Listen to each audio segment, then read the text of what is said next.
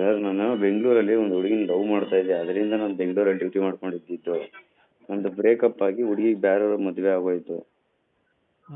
ಅದಕ್ಕೆ ಬೇಜಾರಾಗಿ ಊರ ಕಡೆ ಬಂದ್ಬಿಟ್ಟೆ. ನೋಡೋಣ, ಹುಡುಕ್ತಾ ಇದ್ದೀನಿ ಸರ್. ಯಾವ್ದಾರ ಹೊಸ ಹುಡುಗಿ ಸಿಕ್ಕಿ ಲೈನಲ್ಲಿ ಕಾಂಟ್ಯಾಕ್ಟ್ ಆದರೆ ಬರ್ತೀನಿ ತಿರ್ಗಾ ಬೆಂಗಳೂರಿಗೆ.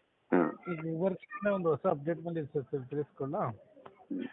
ಅಲ್ಲ, ಊಬರ್ ಕಡೆಯಿಂದ ಅದು ಅಪ್ಡೇಟ್ ಗಿಪ್ಡೇಟ್ ಏನು ಬೇಡ. ಈಗ ಊಬರಲ್ಲಿ ಮುಂಚೆ ನಿಮಗೆ ಪ್ಲಾಟ್ಫಾರ್ಮ್ ಫೀಸ್ ಅಂತ ಹೇಳ್ಬಿಟ್ಟು 29-49 ರೂಪಾಯಿ ಇತ್ತು ಸರ್. ನಾನು ಹೇಳ್ತಾ ಇದ್ದೀನಿ 29-49 ಇತ್ತಲ್ಲ. ನನಗೆ ನೀವು ಎಷ್ಟೇ ಆದಾಯ ಕೊಡ್ತೀನಿ ಅಂದರೂ ನನಗೆ ಯಾವ್ದಾರ ಹುಡುಗಿ ಕಾಂಟ್ಯಾಕ್ಟ್ ಆಗಿ ಆಮೇಲೆ ನಾನು ಆ ಕಡೆ ಬಂದರೆ ಬರೋಟ.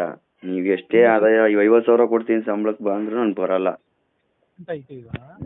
ನಮ್ಮ ಹುಡುಗಿ ಯಾವ್ದಾರ ಹೊಸ ಹುಡುಗಿ ಸಿಕ್ಕಿದ್ರೆ ಬರ್ತೀನಿ ಡ್ಯೂಟಿ ಮಾಡೋಕ್ಕೆ. ಮಾಡಿದ್ರೆ ಊಬರಲ್ಲಿ ತುಂಬಾನೇ ಡ್ಯೂಟಿ ಬೀಳ್ತಾ ಇದೆ ಸರ್. ನಾನು ಬೆಂಗಳೂರಿಗೆ ಬರ್ತಾ ಇದ್ದು ಹೇಳ್ಕೊಳಕ್ಕೆ ಒಂದು ಕೆಲಸ ಅದೇ ಅಂತ ಅಷ್ಟೇ ಊಬರಲ್ಲಿ ಮಾಡ್ತಾ ಇದ್ದು ನಾನು. ನಾನು ಬೆಂಗಳೂರಿಗೆ ಬರೋದೇ ಹುಡುಗಿ ಲವ್ ಮಾಡೋಕ್ಕೆ.